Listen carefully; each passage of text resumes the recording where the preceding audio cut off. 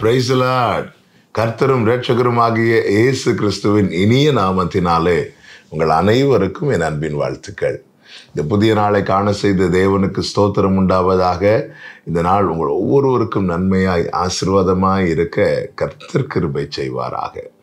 எசேக்கியேல் தீர்க்கதரிசன புஸ்தகம் 31வது அதிகாரம் 4வது வசனம். தண்ணீர்கள் அதை பெரிதும் ஆழம் அதை உயர்த்தியும் ஆக்கின. அதன் ஆறுகள் அதன் அடிமரத்தை சுற்றிலும் ஓடின. தன் நீர்க்கால்களை வெளியின் விருட்சங்களுக்கெல்லாம் பாயவிட்டது. கர்த்தருடைய பரிசுத்த நாமத்திற்கு மகிமை உண்டாவதாக. அசீரியனை குறித்து கர்த்தர் தீர்க்கதரிசி மூலமாய் பேசுகிற வார்த்தைகள். அசீரியன் எப்படிப்பட்டவனாயிருந்தான், அவன் எப்படி வளர்ந்தான் என்று இந்த விருட்சத்தோடு ஒப்பிட்டு இங்கே சொல்லப்பட்டிருக்கிறது. அவனுடைய வளர்ச்சி, அவனுடைய இந்த மேன்மை, இந்த உயரம், இதற்கெல்லாம் காரணம் என்னவென்றால் தண்ணீர்கள். கர்த்தர் கொடுத்த தண்ணீர். தண்ணீர்கள் அதை பெரிதும் ஆழம் அதை உயர்த்தியும் ஆக்கின என்று சொல்லப்பட்டிருக்கிறது. இப்படி வளர்ந்து படர்ந்து உயர்ந்த போது 10வது வசனத்திலே சொல்லப்பட்டிருக்கிறது, கர்த்தராகிய ஆண்டவர் சொல்லுகிறது என்னவென்றால், அது தன் வளர்த்தியிலே மேட்டிமையாகி கொப்புகளின் தலைகளுக்குள்ளே தன் நுனிக்கிளையை ஓங்க விட்டபடியினாலும் அதன் இருதயம் தன் மேட்டிமையினால் உயர்ந்து போனபடியினாலும் நான் அதை ஜாதிகளில் மகா வல்லமையுள்ளவன் கையிலே ஒப்பு கொடுத்தேன் என்று சொல்லப்பட்டிருக்கிறது. அக்கிரமத்தின் நிமித்தம் அதை தள்ளி போட்டேன் என்றும் சொல்லப்பட்டிருக்கிறது.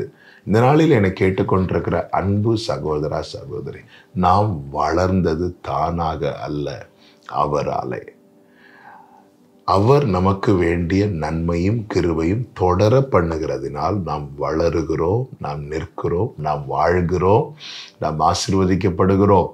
பொதுவாகவே தாழ்ந்திருக்கும் போது கர்த்தரை முன்வைக்கிறவர்களாகவும், வளர்ந்த பிறகு தங்களையே மேன்மைப்படுத்துகிறவர்களாகவும் காண்பிக்கிற நிலைமை நம் வாழ்க்கையிலே இல்லாதபடி, தொடராதபடிக்கு, அது எவ்வளவு வேணும் நம்மை ஒட்டி கொள்ளாதபடிக்கு தேவன் நம்மை பாதுகாப்பாராக.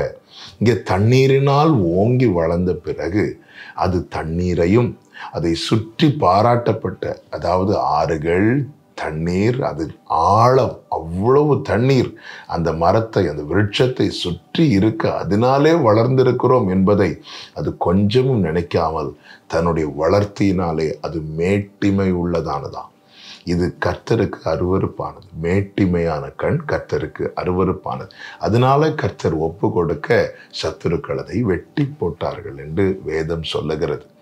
எனவே பிரியமான கர்த்தருடைய பிள்ளைகளே, நாம் எதினால் வளருகிறோம், எதினால் வாழ்ந்திருக்கிறோம், நாம் இன்று நிற்பதும் நிர்மூலமாகாதிருப்பதும் யாரால, நாம் வாழ்ந்திருப்பது யாரால, நாம் உயர்ந்திருப்பது யாரால, இதை மறந்து விடவே கூடாது. நாம் இதை மறக்கிறோம் என்றாலே நமக்குள்ளே மேட்டிமை வந்துவிடும். கர்த்தராலே, கர்த்தராலே. எனவே தான் தாவீது பல இடங்களிலே பயன்படுத்துகிற வார்த்தைகளில் ஒன்றுதான், நானோ சிறுமையும் எளிமையும் மாணவன். கர்த்தர் அப்படியே நம்மை நடத்துவாராக. இங்கே அது வெட்டி போடப்பட்டது என்று சொல்லிவிட்டு அடுத்த ஒரு வார்த்தையை சொல்லுகிறார். 14வது வசனத்திலே, தண்ணீரின் ஓரமாய் வளருகிற எந்த விருட்சங்களும் தங்கள் உயர்த்தியினாலே மேட்டிமை கொள்ளாமலும் தங்கள் கொப்புகளின் தலைக்குள்ளே தங்கள் நுனிக்கிளையை ஓங்க விடாமலும் தண்ணீரை குடிக்கிற எந்த மரங்களும் தங்கள் உயர்த்தியினாலே தங்கள் மேல் நம்பிக்கை வைக்காமலும் இருக்கும் பொருட்டு இப்படி செய்வேன் என்று கர்த்தர் சொல்லுகிறார். தண்ணீரின் ஓரமாய் வளருகிற எந்த விருட்சமும், நாம் எல்லாம் அவராலே வாழ்கிறவர்கள் தானே, நம்மேல நாம நம்பிக்கை வைக்கக்கூடாது, நாம மேட்டிமையாகிவிடக்கூடாது.